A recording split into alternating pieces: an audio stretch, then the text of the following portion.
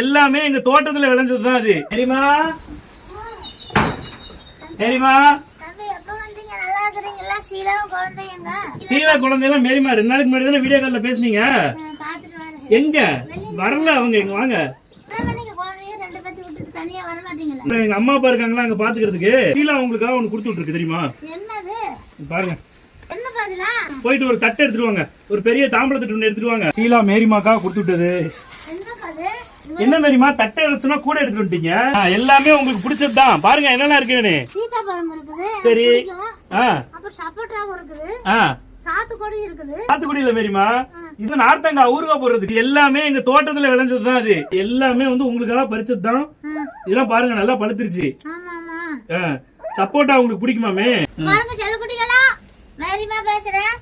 எனக்கு பிடிச்ச போல சீலா அவங்க ஊர்ல இருந்து அனுப்பி இருக்கு. தென்காசில இருந்து அவங்க ஊர்ல மாமியார் ஊர்ல இருந்து